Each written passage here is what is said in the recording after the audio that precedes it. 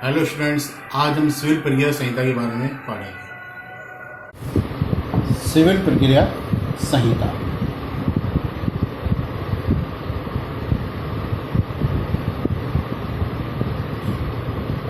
Civil प्रक्रिया संहिता को पढ़ने से पहले हमें इसका इतिहास जानना जरूरी है, इसकी हिस्ट्री क्या रही है। अब अगर मैं बात करूं आपसे तो 1859 में पहली बार सिविल प्रक्रिया संहिता से संबंधित एक विधि बनाई गई थी। 1859 से पहले भारत के सिविल न्यायालय के लिए किसी भी प्रकार की कोई सिविल प्रक्रिया संबंधी विधि नहीं थी। इसके बाद अगर हम देखते हैं कि 1859 में जो सिविल प्रक्रिया संहिता पहली बनाई गई थी, इसमें काफ़ी कमियां थी, जिसको 1877 की दूसरी सिविल प्रक्रिया संहिता के द्वारा निश्चित किया। अर्थात पहली वाली हमारी कौन सी सिविल प्रक्रिया संहिता हुई? 1859 की। सेकंड हुई हमारी 1877 की।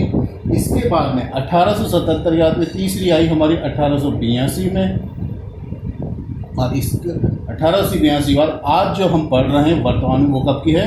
1908 की। आज जो हम कौन सी सिविल प्रक्रिया संहिता पढ़ रहे हैं? आज हम पढ़ रहे हैं सिविल प्रक्रिया संहिता 1908। अब ये हम कह सकते हैं क्या कि सिविल प्रक्रिया संहिता जो पहली कब आई है? 1859 में आई थी। इसके बाद में 1877 में आई है। इसके बाद 1882 में आई है। और आज जो हम सिविल प्रक्रिया संहिता पढ़ रहे हैं वो कब की है? 1908। अब हमें ये देखना है कि विधि लॉ, अगर मैं बात करता हूं कि कोई भी लॉ जो सब्जेक्ट मैटर विषय वस्तु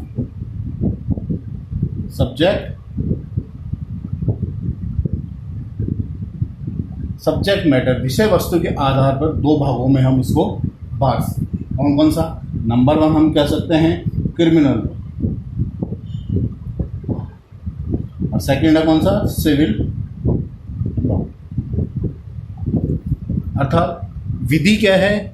सब्जेक्ट मैटर विषय वस्तु के आधार पर दो भागों में बांटी जा सकती है। एक होती है आपकी आपराधिक विधि, जिसे हम क्रिमिनल लॉ कहते हैं, और दूसरी कौन सी है? सिविल लॉ, जिसे हम व्यवहार लॉ या सिविल विधि भी कह सकते हैं।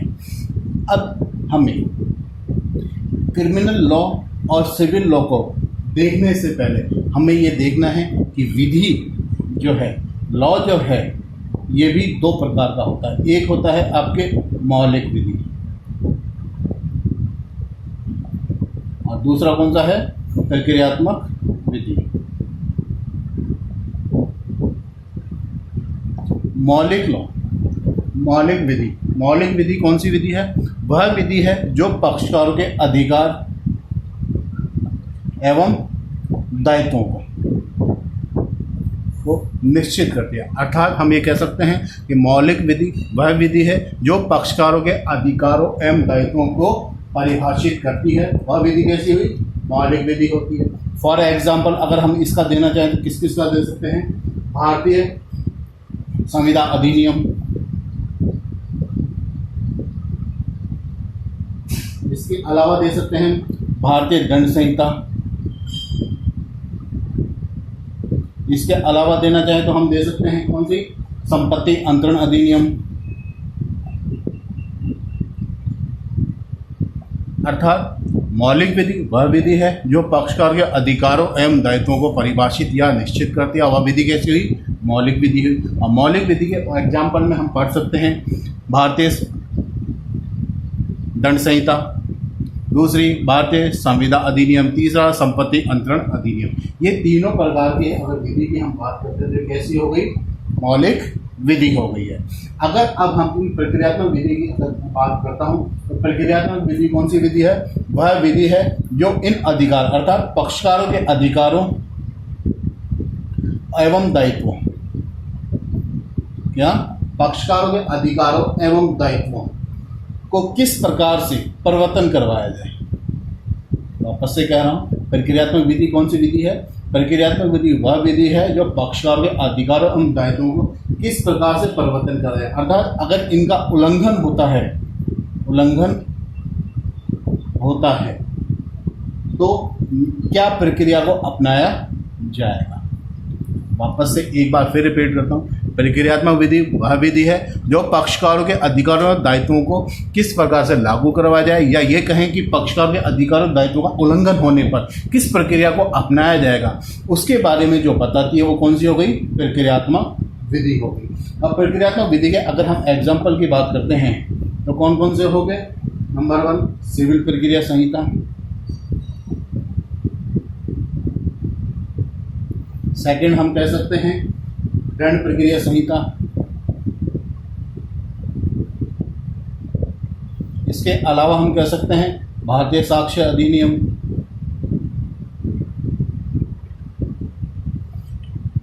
तो ये तीनों जो एग्जाम्पल है किसके हुए, प्रक्रियात्मक विधि के हो गए। अब हमारे सामने प्रश्न ये है कि सिविल प्रक्रिया संहिता कैसी विधि है। सिविल प्रक्रिया संहिता सीपीसी क्या है, कैसी विधि है, मौलिक है ऑब्लिक प्रक्रियात्मक है। हम कह सकते हैं कि जो हमने अभी विधि के बारे में जो पढ़ा है, मौलिक विधि और प्रक्रियात्मक विधि, इन विधि को पढ़ने के बाद हमारे सामने ये बात क्लियर हो जाती है, स्पष्ट हो जाती है कि हमारा सीपीसी सिविल प्रोसीजर कोड जो है कैसा हो गया, प्रक्रियात्मक विधि है। अब मैं वापस से आपको सब्जेक्ट मैटर विषय वस्तु के आधार पर बात करता हूँ। क्या कहा मैं कि विषय वस्तु के आधार पर मैंने आपको विधि जो है 2 प्रकार की बताई, एक क्रिमिनल लॉ बताया और एक सिविल लॉ। अर्थात सिविल लॉ उन मामलों में लागू होता है जो सिविल से संबंधित होते हैं, और जबकि क्रिमिनल लॉ उन मामलों में लागू होगा जो आपराधिक मामलों में होता। फॉर एग्जाम्पल अभी हमने देखा था दंड प्रक्रिया संहिता। दंड प्रक्रिया संहिता कैसा है, क्रिमिनल मामला है, तो इसके लिए कैसा हो गया, क्रिमिनल लॉ हो गया। और अभी हमने देखा ये संपत्ति अंतरण अधिनियम है या संविदा है, ये कैसे हो गए, सिविल लॉ। एक बात और ध्यान रखना है कि भारतीय दंड संहिता ये भी कैसा है, क्रिमिनल लॉ है, और इसको लागू करने के लिए कौन सी विधि लागू होगी, दंड प्रक्रिया संहिता। इसी तरीके से संपत्ति अंतरण अधिनियम है, ये भारतीय संविदा अधिनियम है, ये कैसा है, सिविल लॉ है। और इनके लिए तो अगर इन अधिकारों दायित्वों को जो दिया गया है इनका उल्लंघन होता है तो वहाँ पे कौन सी विधि लागू होगी, सिविल प्रक्रिया संहिता। अब हम लोगों को ये देखना है कि सिविल प्रक्रिया जो संहिता है ये कौन सी सूची का विषय है। अगर हम बात करते हैं तो सिविल प्रक्रिया संहिता है कौन सी सूची का विषय है,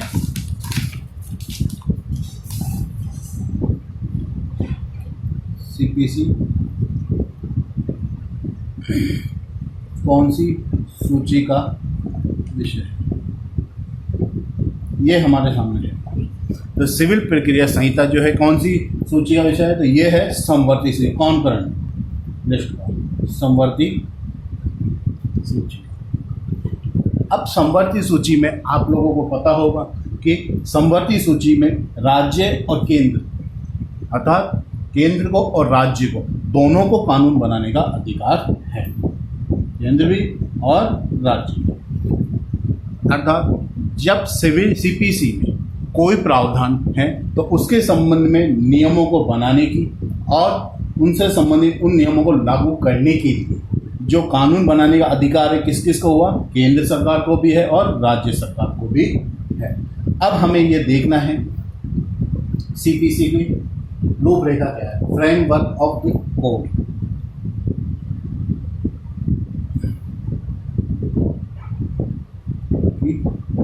रूपरेखा, इसके बारे में डिस्कस करने से पहले कि समवर्ती सूची का विषय है, इससे पहले मैं आप लोगों को सीपीसी की रूपरेखा के बारे में बताना चाहूँगा। तो सीपीसी को 2 भागों में बांटा गया है। प्रथम भाग, फर्स्ट पार्ट और सेकंड पार्ट। फर्स्ट पार्ट के अंदर कुल 158 धाराएं हैं। प्रथम भाग में कुल कितनी धाराएं, 158, और द्वितीय भाग में कुल कितने आदेश हैं, 51 आदेश और अनुसूची, शेड्यूल दे रहे। अब मैं बताता हूँ सीपीसी को कितने रूपरेखा की, अगर मैं फ्रेमवर्क ऑफ सीपीसी की बात करता हूँ फ्रेमवर्क ऑफ द कोड की बात करता हूँ तो क्या है, इसमें बता रखा है कि सीपीसी को 2 भागों में बांटा गया है। धारा 158 फर्स्ट भाग है, सेकंड भाग में 51 आदेश और अनुसूची है, ये सेकंड भाग है। अगर हम बात करते हैं सेकंड भाग में संशोधन की, फर्स्ट भाग में संशोधन कौन कर सकता है, संसद भी कर सकती है, ऑब्लिक राज्य का विधानमंडल भी कर सकता है। कौन कर सकता है, पार्लियामेंट भी कर सकती है और स्टेट लेजिस्लेचर भी कर सकता है। जबकि द्वितीय भाग में संशोधन कौन कर सकता है, संबंधित उच्च न्यायालय भी कर सकता है, संबंधित राज्य का उच्च न्यायालय भी कर सकता है। इस बात से हमें निकल कर आ गया कि समवर्ती सूची सीपीसी कैसी हुई, समवर्ती सूची और विषय है। समवर्ती सूची में प्रथम भाग जो धाराओं से संबंधित है, इसमें संसद या राज्य विधानमंडल के द्वारा संशोधन किया जा सकता है, जबकि द्वितीय भाग में संशोधन संसद और राज्य विधानमंडल के साथ साथ क्या संबंधित उच्च न्यायालय के द्वारा भी किया जा सकता है। अगर हम प्रथम भाग की बात करते हैं तो प्रथम भाग के अंदर, अगर प्रथम भाग की हम बात करते हैं, प्रथम भाग में क्या है, मौलिक प्रकृति के प्रावधान दिए हैं। कैसे हैं इसमें प्रावधान, मौलिक प्रकृति के प्रावधान दिए गए हैं, जो क्या करते हैं, न्यायालयों का क्षेत्राधिकार का सृजन करते हैं, जो न्यायालय के क्षेत्राधिकार, न्यायालय के ज्यूरिडिक्शन को क्रिएट करते हैं, सृजन करते हैं, और जो सामान्य सिद्धांतों को बताते, जनरल प्रिंसिपल्स के बारे में बताते हैं। जबकि द्वितीय भाग जो है इसमें क्या बताया है, इसमें ये द्वितीय भाग जो है न्यायालय की प्रक्रिया, प्रोसीजर ऑफ कोर्ट, न्यायालय की प्रक्रिया से संबंध रखते हैं द्वितीय भाग। और इसमें क्या बता दिया, ये क्या करते हैं, न्यायालय के क्षेत्राधिकार को कार्यान्वित करने के लिए, कि न्यायालय का जो क्षेत्राधिकार यहाँ जो सृजन हुआ है उसको कार्यान्वित, उसको लागू करने के लिए जो तरीका बताया गया है, जो प्रोसीजर बताया गया, वो क्या है, इन आदेशों में बताया गया है। अगर अब मैं आपसे एक सिंपल सी बात करता हूँ कि अगर किसी व्यक्ति को समन जारी करना है तो समन के लिए हमारे कहाँ प्रावधान दे रखा है, सीपीसी के अंदर धारा सेक्शन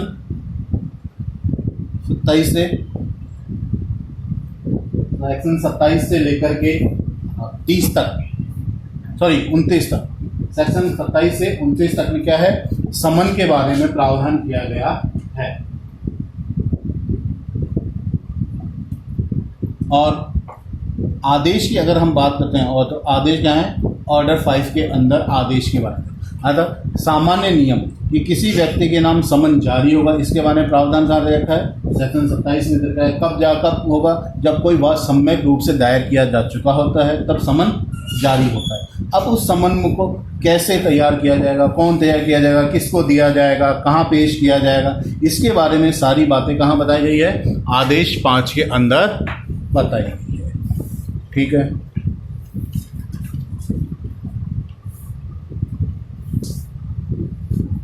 अगर आगे हम बात करें तो हम ये देखेंगे कि क्या सिविल प्रक्रिया संहिता अपने आप में कोई रेट्रोस्पेक्टिव इफेक्ट रखती है, भूतकालीन प्रभाव रखती है। तो हम ये कह सकते हैं कि सिविल प्रक्रिया संहिता जो है भूतलक्षी प्रभाव नहीं रखती है। क्वेश्चन है हमारे, क्या सिविल प्रक्रिया संहिता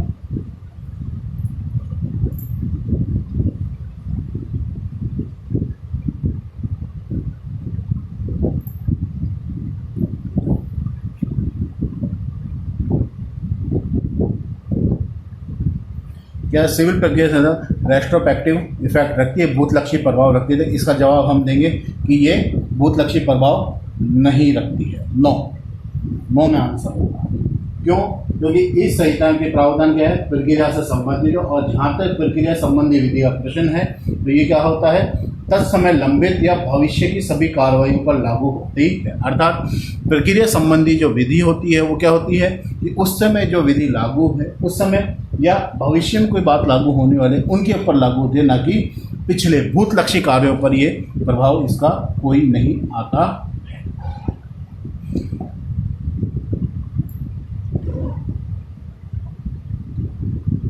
अब आगे अगर हम देखते हैं हमें ये बात क्लियर होती है कि सिविल प्रक्रिया संहिता जो है इसका मुख्य पर्पस क्या है। मुख्य पर्पस है इसका कुछ उद्देश्य अगर हम देखना चाहें तो हम उद्देश्य देख सकते हैं सिविल प्रक्रिया संहिता की। पहला तो कह सकते हैं कि सिविल प्रक्रिया संहिता का पहला जो उद्देश्य क्या है, सिविल न्यायालयों की प्रक्रिया। सिविल न्यायालयों की प्रक्रिया,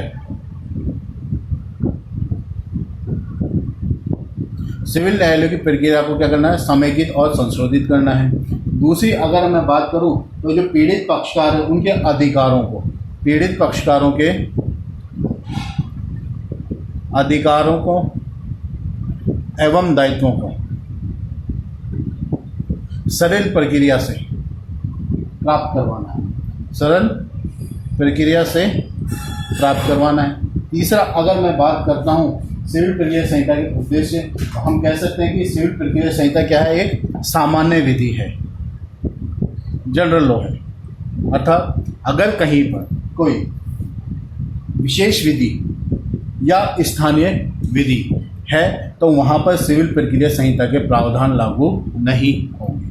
फॉर एग्जाम्पल अगर मैं बात करता हूँ कि जैसे रेवेन्यू से संबंधित मामले हैं, तो उन मामलों में अगर उस विधि के अंदर प्रक्रिया के बारे में कोई स्पष्ट प्रावधान दिया गया है तो वहाँ पर कौन सी लागू होगी, रेवेन्यू विधि लागू होगी। और अगर वहाँ पर कोई प्रावधान नहीं दिया गया है तो वहाँ कौन सी विधि लागू हो जाएगी, हमारी सिविल प्रक्रिया संहिता। तो हम ये कह सकते हैं कि सिविल मामलों के लिए एक सामान्य विधि की अगर हम बात करते हैं कि जब कोई मामला सिविल है और उसके लिए कोई प्रोसीजर, उसको प्रक्रिया के बारे में कोई प्रावधान नहीं किया गया तो वहाँ कौन सी विधि लागू होगी, सिविल प्रक्रिया विधि लागू होगी। और यदि किसी विधि के बारे में विशेष प्रावधान कर दिया गया है कि उस पर यह विधि लागू होगी प्रक्रिया से संबंधित, तो उसके पर वही विधि लागू होगी, वहाँ पर सिविल प्रक्रिया संहिता को हम लागू नहीं करेंगे। इसका एग्जाम्पल जैसा कि मैंने अभी आपको बताया कि राजस्व संबंधित कोई मामले हैं, अगर उसके अंदर प्रक्रिया को लागू करने के लिए कोई प्रोविजनों का उल्लेख किया गया है तो रेवेन्यू वाले मामलों में या राजस्व वाले मामलों में कौन सी विधि लागू हो जाएगी, जो वहाँ पर प्रोसीजर आपको बताया गया है। और अगर वहाँ पे मान लीजिए किसी विषय के ऊपर प्रक्रिया मौन है तो वहाँ पर फिर कौन सी विधि लागू हो जाएगी, सिविल प्रक्रिया संहिता लागू होगी। और उसके लिए कुछ शर्तें होती है, उन शर्तों को पूरा किया जाना जरूरी है। इसके बाद अगर मैं कहूँ, मान लीजिए कि ऐसा कोई मामला आ जाता है जिसके लिए हमारे सिविल प्रक्रिया संहिता से संबंधित कोई ऐसा मामला आता है कि उसके लिए कोई प्रोविज़न दिया ही नहीं है। अर्थात फिर वापस से कि मान लीजिए कोई मामला ऐसा आता है जिसको कोर्ट में जब न्यायालय में लेकर के जाया जाता है तब न्यायालय के सामने ये देखा आता है कि उसके लिए कोई प्रक्रिया दे ही नहीं रखी है, तो क्या होगा, तो वहाँ पर सिविल प्रक्रिया संहिता की धारा 151 जो है इसमें स्पष्ट प्रोविज़न दे रखा है कि अगर मान लीजिए कि किसी मामले में हमारी सिविल प्रक्रिया संहिता मौन है या इसमें इस बारे में प्रोविज़न किया ही नहीं गया है, तो वहाँ पर धारा 151 न्यायालय को ये अधिकार देता है कि न्याय की उद्देश्यों की प्राप्ति के लिए वह सीपीसी के प्रावधानों से हट करके प्रक्रिया का पालन कर सकता है। तो मैं आज के लिए इतना ही रखने चाहेंगे, फिर हम देखते हैं अगले क्लास में सिविल प्रोसीजर कोड के बारे में। Thank you.